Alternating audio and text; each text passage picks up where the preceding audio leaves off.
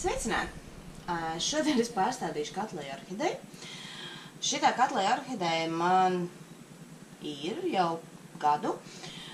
Un kas man viņā ir nokaitinājis, ir tas, ka man ne tikai katleja orhidejās neinteresē, tad, kad viņas aug. Man viņas ļoti patīk, kad viņas zied, bet tad, kad viņas aug, man ir nulle interesi par viņām.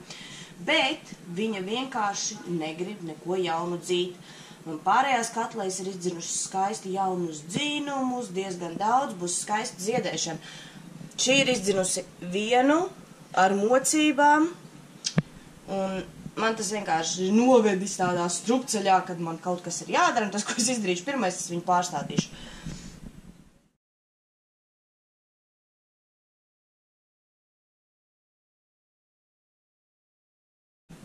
Tā, šitā orhideja ir lūk šāda. Tas ir viņas laikam nosaukums, es pieļauju. Viņai ir ļoti forši lieli dzelteni ziedi. Es ielikšu bildīt maliņā. Viņai ir forši dzelteni ziedi, un viņi smaržo pēc medus. Milzīgi un smaržo pēc medus. Un satriecoši ziedi. Es viņu pirku orhideju izstādē. Viņa bija diezgan dārga, un tāpēc man ir tagad tāds mazliet besis, ka nekas nenotiek. Tas, ko es esmu izdarījusi priekš pārstādīšanas, tā, es esmu viņu kārtīgi izmērcējusi ūdenī, jo vislabāk ir pārstādīt tad, kad ir izmērcēts viss kārtīgi ūdenī. Lai jūs zināt, ka saknes būs mīkstāks, viņas būs elastīgāks, un jums ar viņām būs vieglāk darboties. Tā, tas, ko mēs tagad darīsim, mēs mēģināsim tagad viņu lēnām izcelt. Viņai ir viens jauns dzinums, ko viņa ir izdomājusi dzīt tagad tikai tāpēc, ka es sāku uz viņu dusmoties, bet jūs redzēt, ka substrātā aug kaut kādas lapas, kaut kāda salāti. Es nezinu, kad viņi ir pārstādīti, bet ir skaidrs, ka ir jāpārstāda orhideja tad, ja viņai substrātā sāk augt āboliņš. Tas tā kā nebūtu normāli. Nu, tad to arī darīsim. Tā. Uzmanīgi, opā, viss skaisti iznāca ārā. Podiņu es izmantošu šito pašu. Es viņu novārīšu ar vienkārši ar karstu ūdeni apliešu, lai zinu, ka tur jau kaut kas ir iekšā, tad tas viss ir nost. Un lēnām sākšu piņķerēt saknes vaļā. Katleja orhidejām pārsvarā pie pārstādīšanas saknes aiziet bojā liela daļa, bet viņas par to pārāk nestrādās, tāpēc, ka viņas ļoti dzen jaunas saknes ārā. Līdz ar to viņām tas nav tādas šausmas, ka viņām kāda sakne aiziet bojā. Un viņas aiziet bojā pie pārstādīšanas, tas ir normāli. Un man tieši liekas, ka tagad būtu labs laiks viņu pārstādīt, jo viņa vēl nav izdzinusi jaunās saknes, tik daudz, ko kādas jaunas nāk, bet labāk ir tad, ka es viņu pārstādu, un tad viņa jaunā substrātā skaisti dzīs saknes. Ha! Interesanta lieta. Redzējāt, saknes es no iepriekšējā podiņa novācu nost, a iekšā reku vēl ir saknes no vecā podiņa. Redzēt, saknes ir bijušas pilnīgas podiņa izskatā. Un tas viss ir akmens vienkārši. Labu veiksmi man. Pēc 100 gadiem piebalgā to visu tagad dabūt vaļā.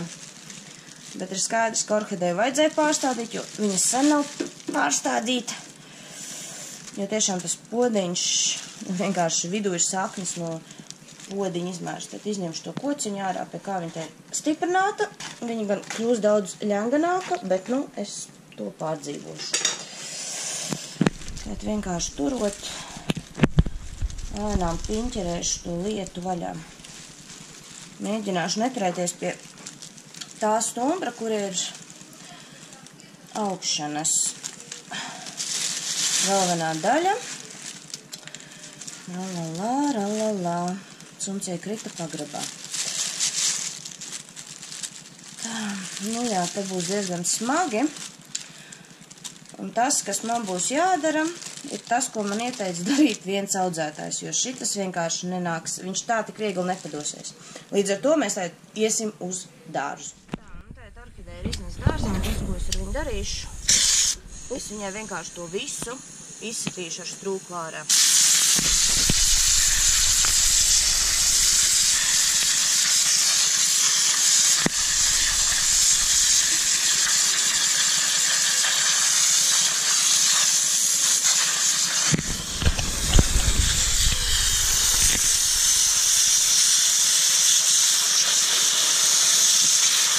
nāk ārā viss. Viņi vienkārši bija tā saķērušies, un nebija tik pieskrējis.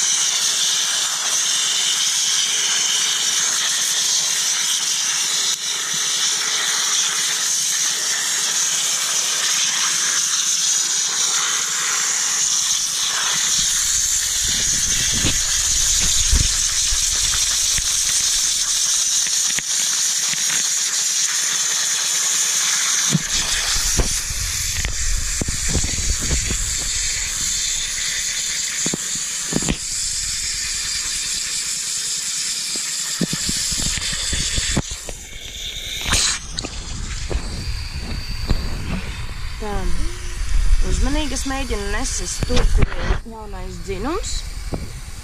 Bišķīt patiņu ķerēšu vaļā.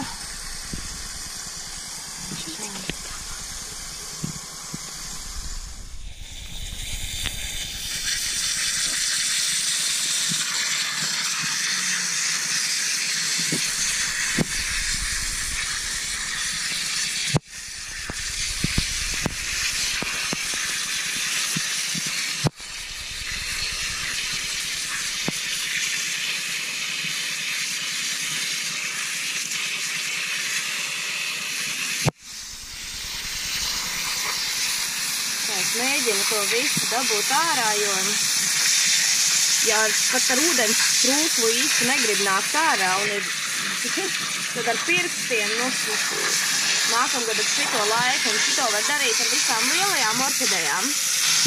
Kādu procedūru nevar darīt ar mazajām orhidejām, kas ir daudz vājākas, kas to vienkārši neizturēs. Bet ar lielajām, tā kā simtīdijas, milzīgās katlejas,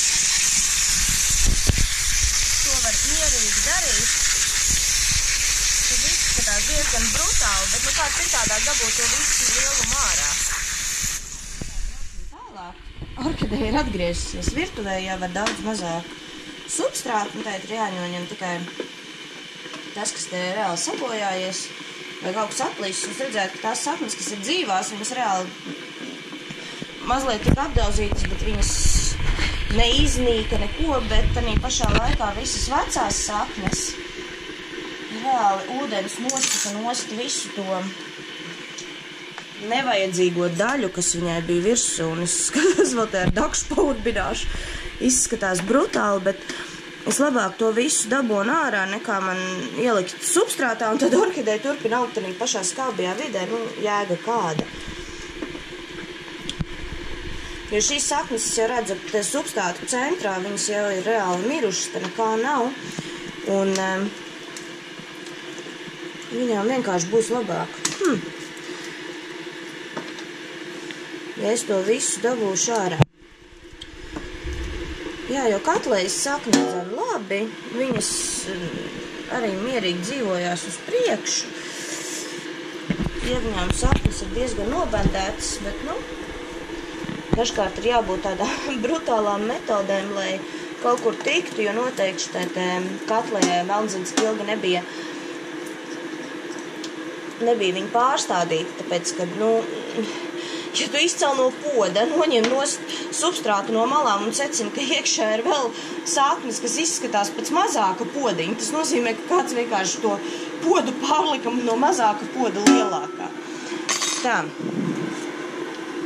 Ar visu substrātu. Tagad, ko es darīšu, es mēģināšu apgriezt visas šīs saknes, kas ir mirušas. Metode tāda pati, kā pārsvarā orhidejām, ja mēs pavelkam, redzam, ka nāk āda nost no saknes un paliek diedziņš, tad sakne ir mirusi, griežam viņu nost, viņa nav vajadzīga, vai arī tāda, nelabas krāsas, jūs redzēt, tur melnumu vai kaut kas tam līdzīgs. Grieziet to visu droši nost. Tā. Es tev tā mazliet pakopšu. Tos diedziņus var atstāt, jo viņi nav tik pūstoši, bet tā ādiņa gan, kas nāk nost, to daboniet nost, jo tā viegli pūst un rada skābumu substrātā. No orhideja pārstādīšanas nebūs liela jēga, jums tur būs daudz pūstošā materiāla iekšā, viegli pūstošā. Tā, griezīšu tagad uz otru pusi, paskatīsimies, kas ir šeit. Redziet, te ir skaistās jaunās saknes, kurām nekādas problēmas nesagādāja, ka viņām vienkārši ar ūdens strūklu spēcīgi uzgāz uz galvas. Viņas tieši tik attīrītas no viss nevajadzīgā. Tā šņikāšana ar šķērēm aizņems gan kādu laiku. Pēc, kad to sapņu mirušo ir daudz, bet viņas reāli aizņem vietu. Viņas neļauj vietiņu jaunajām sapnītēm, kuras būtu gatavas dzīties ārā un ieņemt pasauli. Viņas vienkārši aizņem telpu un bojā substrātu, un viņas ir jāatgriež. Reku vēl ir pūsi. To visu ņemam nost.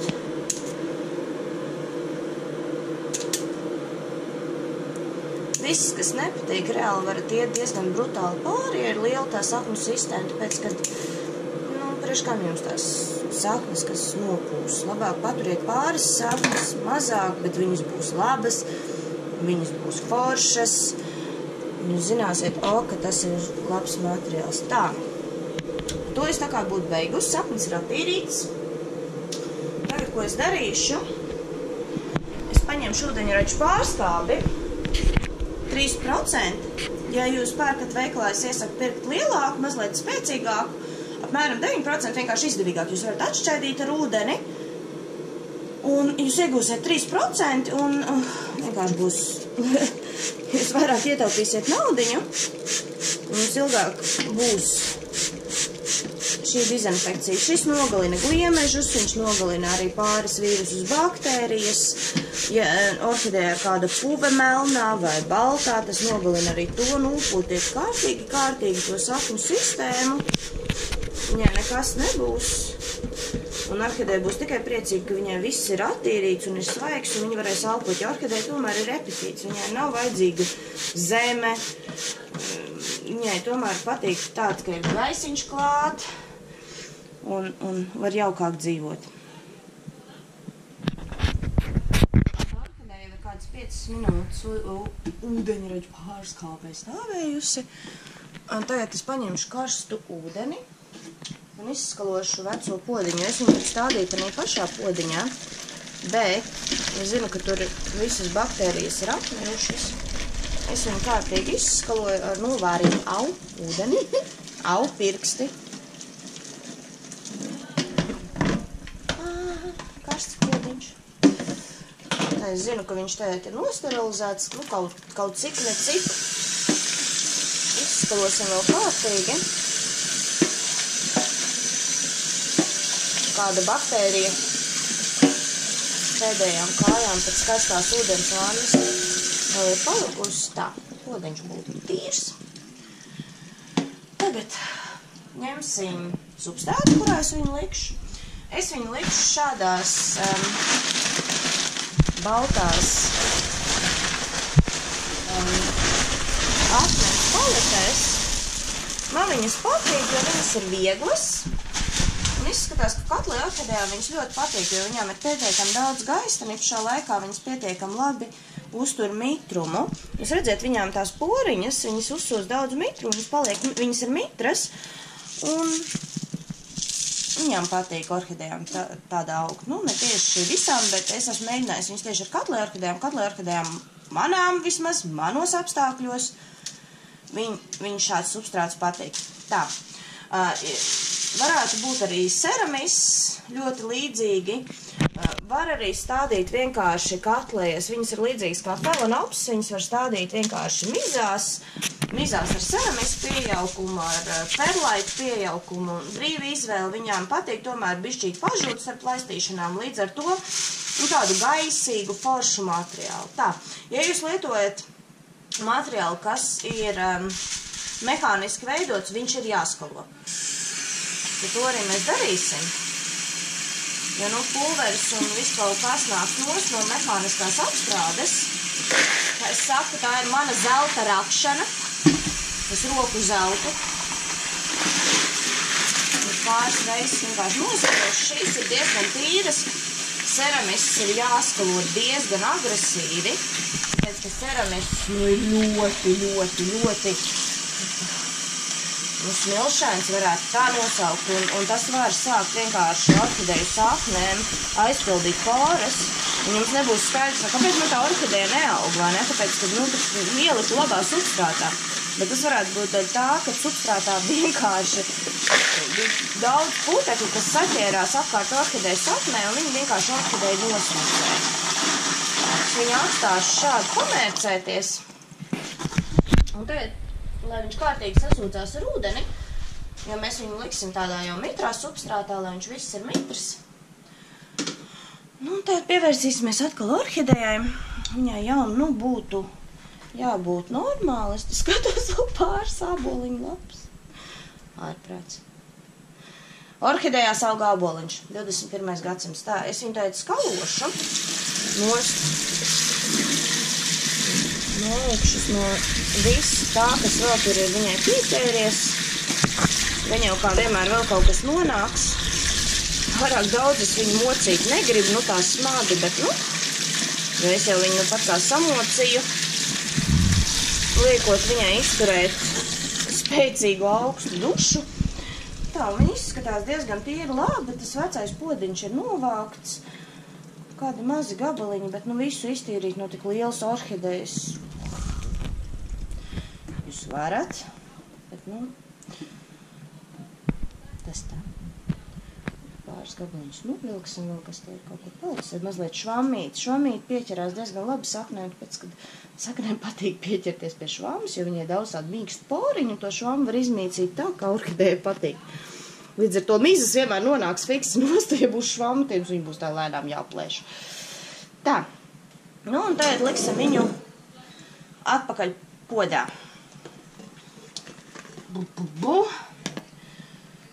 Mazliet apakšā poda ieliksim. Mazliet substrātu, lai viņai būtu uz kāpa. Un tagad liksim pašu orhideju iekšā. Man liekas, ka būs ļoti normāli. Nekad nemēģiniet iestādīt katleju vai phalaenopsis pārāk dziļi podā. Tāpēc, kad tie ir epifīti, viņam nepatīk tā pilnīgi būt iestigušām mežā. Redziet, man mazliet ir jāņem ārā, tas ir pārāk daudz. Pārāk daudz saknes mazliet piņķerējās. Tagad izskatās, kad ir... Ok, man te mazi pirkstīgi iepalīdz, lai visas saknes ir iekšā. Un sākam bērt virsū substrātu. Tā visām mazām. Būs jau šmuca. Kā jau pie katras orhidejas pārstādīšanas, tā ir šmuca. Cevišķi, jo lielāka orhideja, jo lielāka šmuca. Tagad mēs viņu pakratam, lai tas substrāts saiet tur, kur jūs vēlaties. Turat orhideju tādā pozīcijā, kādā jūs viņu gribat. Neļaujiet viņai lēkāt riņķī apkārt, darīt zilus brīnumus un tikai lieciet klāt substrātu un turpiniet ik pa laikam padauzīt podiņu, turot orhideju tādā pozīcijā, kā jūs vēlaties.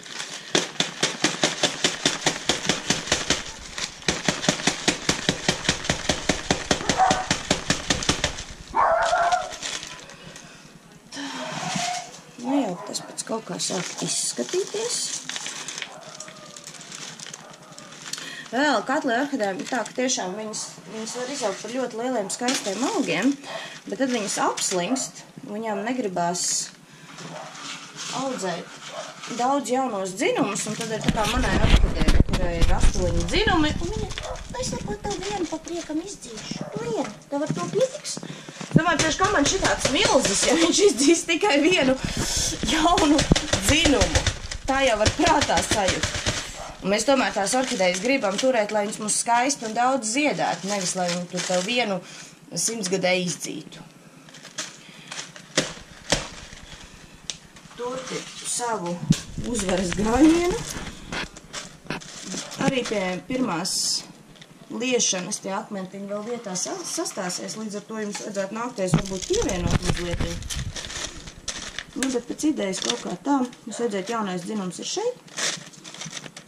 Viņš jūtās labi. Mēģināšu nosakt visu saknu sistēmu. Tā ir kaut kāda vecā sakne. Pienācis svinīgs gals. Līd ārā no poda, lai parādītu, ka viņa ir mirusi. Tā. Ok. Viss izskatās, ka turās. Es viņu, un tāpēc, kad materiāls ir diezgan viegls, es viņu tagad ielikšu jau spēcīgākā vodā, lai mēs ar viņu varam tālāk strādāt, lai viņi neļurkājās un neiet pa gaisu.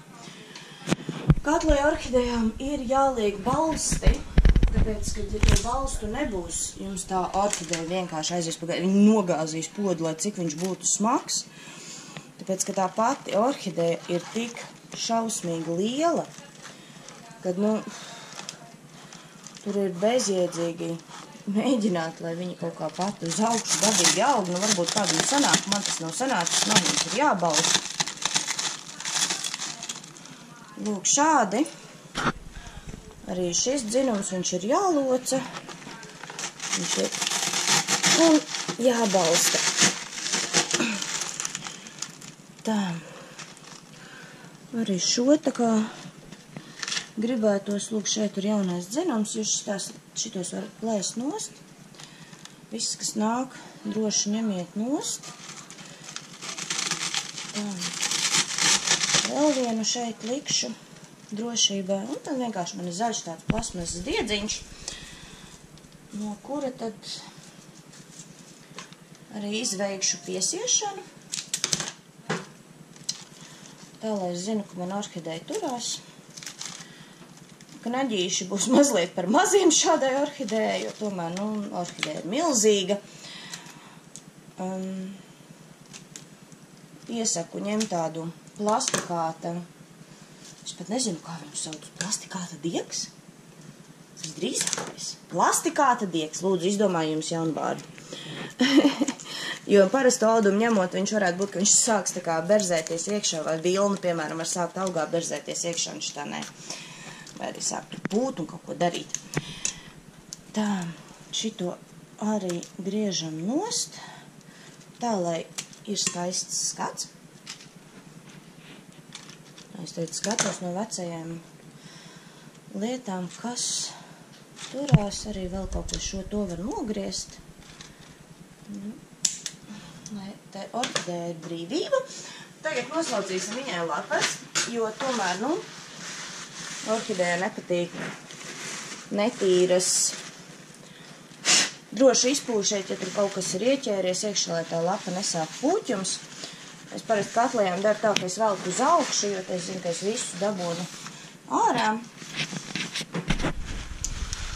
Vienkārši notīriet tās lapiņas, lai viņas nav tik mitras. Viņas nav tik pūstošas kā felenopsis, bet, tomēr tā ir orhideja, viņai nepatīk slapja galva.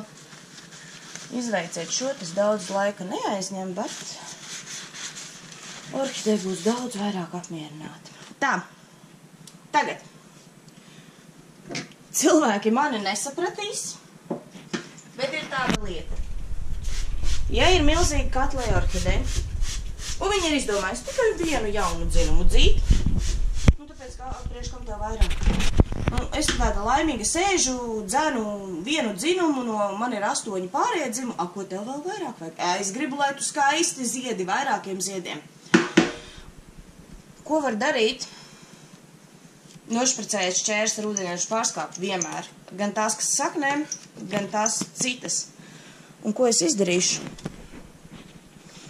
Es viņā vidū pārgriezīšu saistošo daļu. Viss. Viņa vairs nav saistīta. Man sanāk tā kā 2 orhidejas tagad, bet katleja orhidejām ir tā. Viņām to var darīt uz katriem 3 dzinumiem. Ja ir 3 dzinumi, viņi var griezt. Ja ir 3 dzinumi, viņi var griezt. Un tas, ko tas veicinās to, ka viņi dzīs vairāk jaunus dzinumus. Tāpēc, ka aizmugurējā daļa ir nolēmusi, mums pietiek sakni, mums pietiek pārtiks, mēs jau noziedējam, priekš kā mums kaut ko darīt. Tādā veidā jūs varat orhideja piespiest dzīt jaunus dzinumus. Es esmu tā darījusi ar pāris katlejām, un tas tiešām strādā, un viena dzinuma vietā viņi pēkšņi izdomā dzīt 4. Tās ir it kā oficiāli 2 tagad dažādas orhidejas, bet viņi ir vienā podiņā, un viņi ir viena orhideja, un viņi ziedēs jums vienā podiņā skaisti. Nākamajā gadā jūs varat domāt dalīt viņu, nedalīt, bet tas ir veids, kā iedrošināt tik lielu orhideju, nevis vienu dzinumu dot, bet vairākus. Lūk, tās būtu par katlejas orhideju. Tā nu es viņu esmu pārstādījusi, noteikti došu ziņu, kā viņa augs, bet jā, paldies par skatīšanos, patika, pirkstiņš uz augšu, nepatika pirkstiņš uz leju, un parakstieties, jautājiet jautājumus, noteikti uztaisīšu video. Paldies!